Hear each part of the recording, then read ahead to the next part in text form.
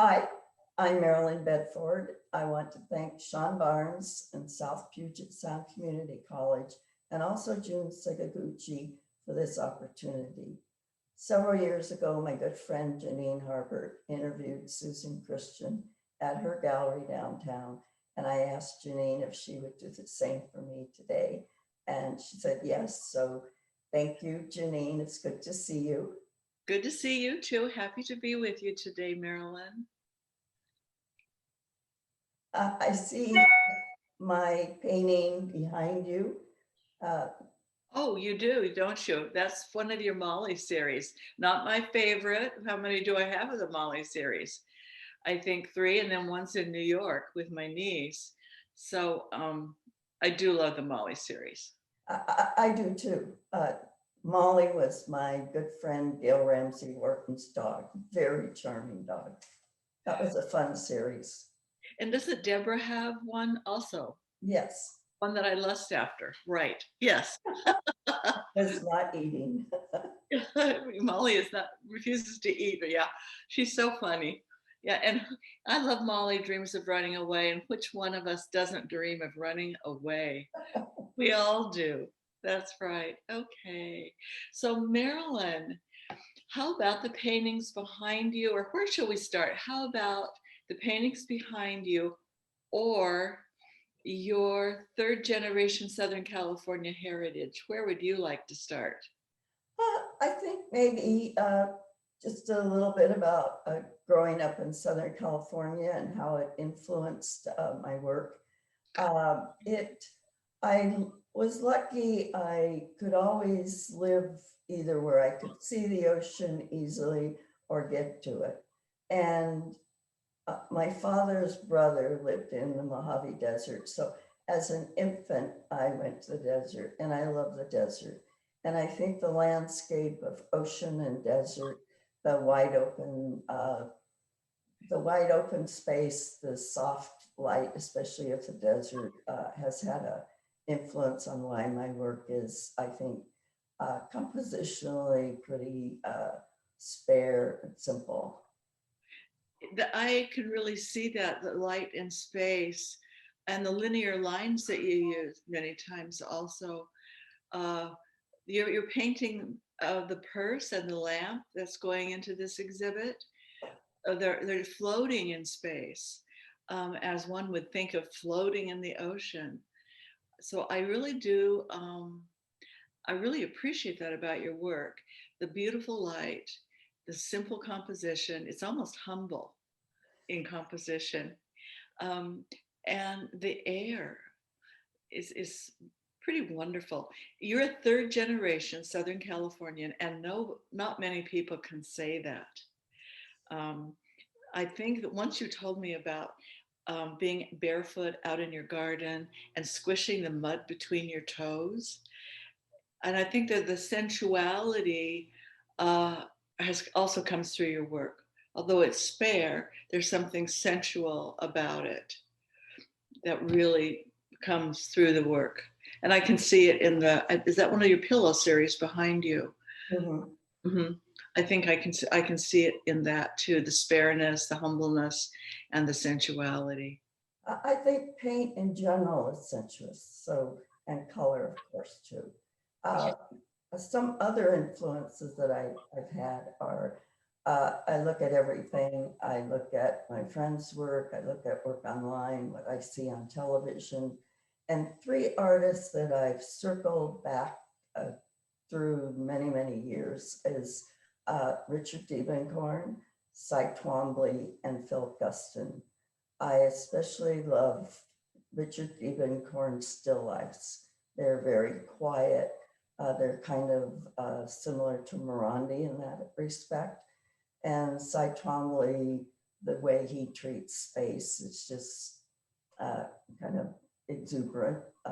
And Philip Guston, I really like his small oils. They're uh, very simple. They're very spare. They're a wonderful combination of drawing and painting. And they're like of simple everyday objects. Mm-hmm. And Well, it looks like as though you have an everyday object behind you, the pillow. And are those books uh, with a green background?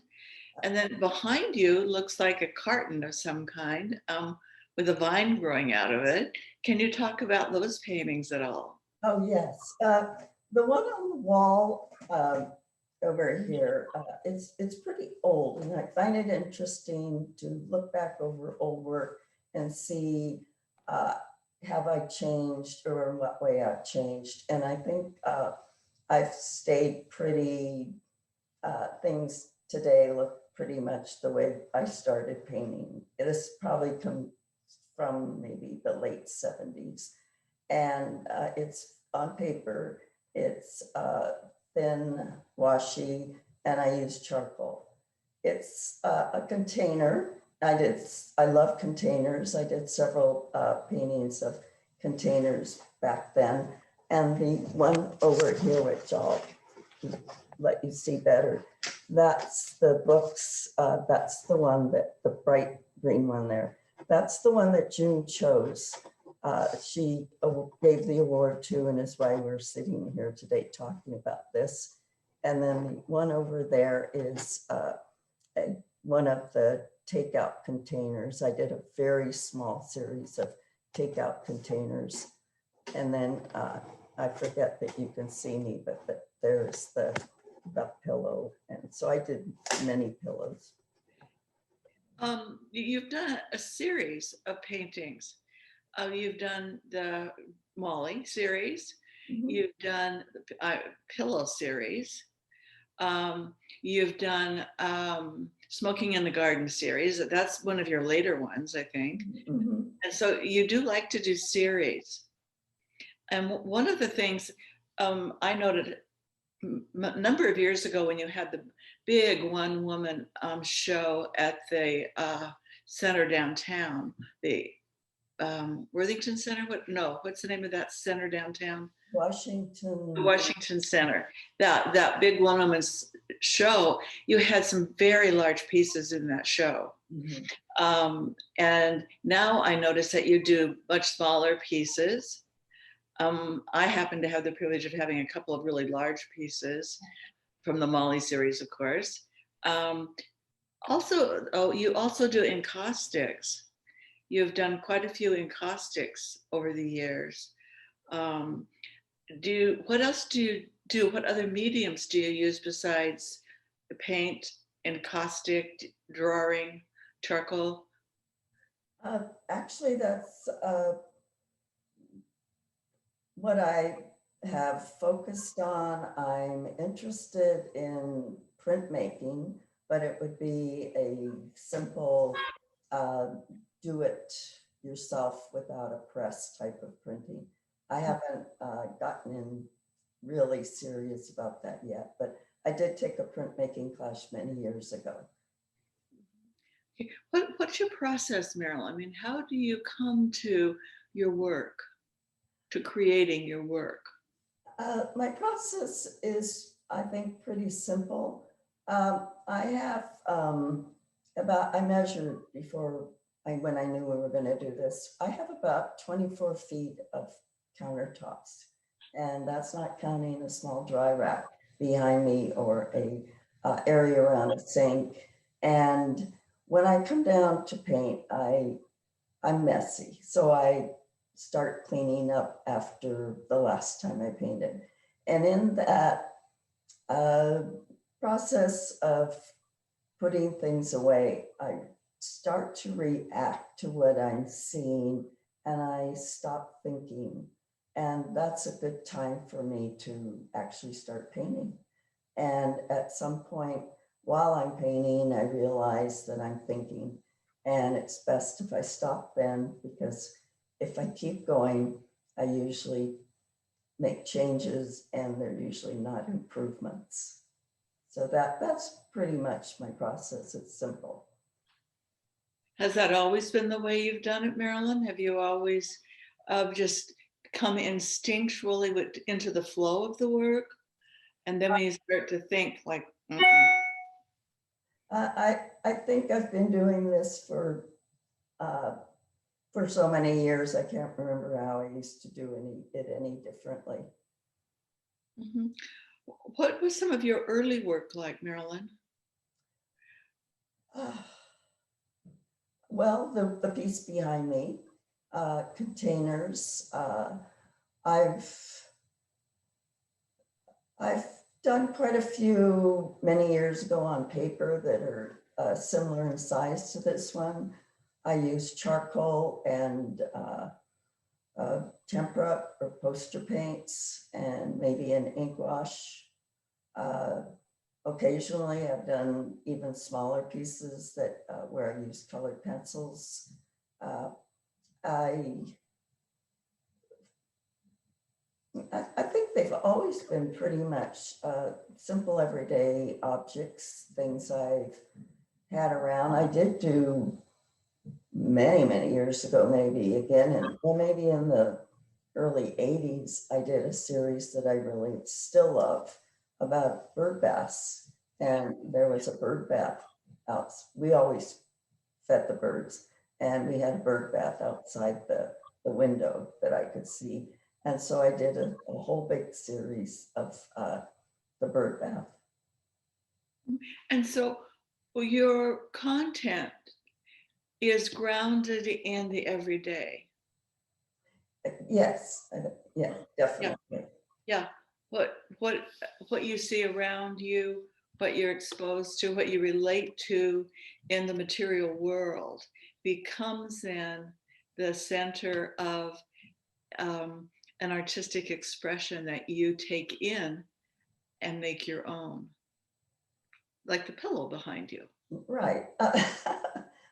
Even though I do the, objects that I feel a connection to, uh, I think just the actual painting, the doing is what I'm really the most interested in.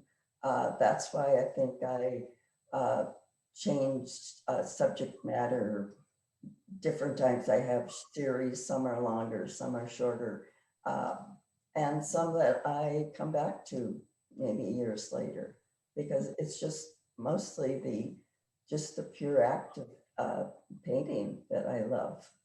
What about that do you love?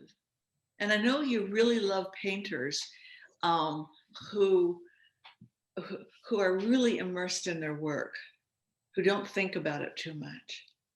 Yeah. Uh, it's partly, I think it's the surprise. Uh, when I start out, sometimes even though I have a fairly good intention of maybe what I'm going to do that day, when I'm working, because I'm more reacting, I go off. I follow along wherever that instinct is, and I can end up, uh, the finished painting can look like nothing like what not even necessarily the same subject as what I had thought I might do that day. Well, as I sit and talk to you, Marilyn, and I look at the pillow behind you, I can almost see an object in the Mojave Desert because of the spareness and the plain. I mean, the horizontal plane and the expression of color behind it, and that so comes through. And then the books are very linear. What do you make of the linearness of part of what you do? Um, the like the line of the ocean, the line of the desert. Um, that must be just deep inside of you. Because I don't have an answer, it must be something Uh-huh. deep inside of me. The books are linear, and the actual work that I sent in for the press photo is of books. But I said earlier that I love containers, and I think of books as containers. Oh It's yeah. a different kind of container. Uh-huh. Oh, that's so interesting. So what are you doing right now? Are you in are you immersed in any series, or what are you doing this very day? Uh, Nothing, no painting, nothing creative. I have spent this last since the first of the year, learning how to take better photos and get them from my camera into the laptop and then into an editing program and out into a folder where I could do something with. So I've been more focused on the technology part of art, and it's not something that comes easy to me, and I don't know what I'll do when I hit record, end record. Uh-huh. And I Okay. go back to art instead of technology. Well, that's right.